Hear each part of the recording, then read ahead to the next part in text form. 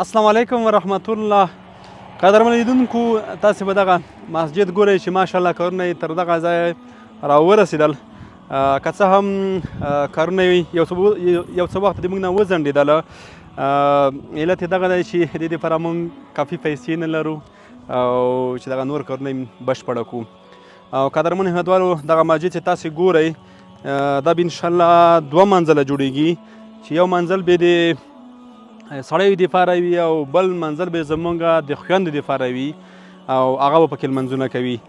دغه مسجد چې تاسې ګورئ او کارونه یې تر دغه ځایه راورسېدله، دا تقریبا 3 ولسوالۍ د خوست دغه لاره باندې ځي او راځي. د دې خلک، د دې ولسوالۍ خلک دې باندې ځي او راځي، او تقریبا ډېر خلک دې ورځي. او دلته یو مسجد چې یو کوچنی مسجد شاید تاسو لیدلی هم وي، چې په هغې کې به هره ورځ 20 یا 25 جمع کېدې. د ماسپښین لمونځ به پکې کېدو، مازدیګر پکې کېدو، ماښام ان ماسخوتن به هم کله کله خلک پکې لمونځونه کول، ځکه دغه جاري لاره ده.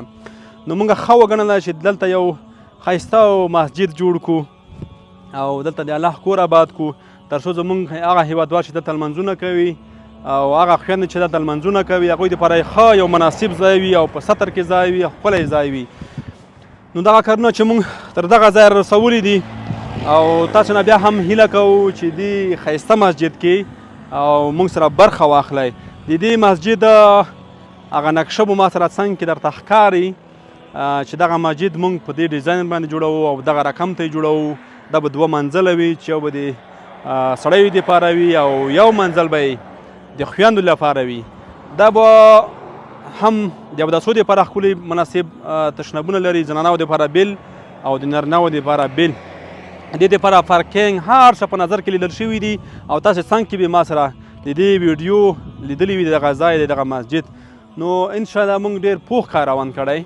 راځئ تاسې هم په دې مسجد کې راسره همکاري وکړئ، مرسته راسره وکړئ، تر څو دغه د الله کور څنګه ښایسته روان شوی، داسې به دغه تیږه ګوره چې ټوله شنه تیږه ده، او همداسې ښایسته تر اخري سره یې ورسوو.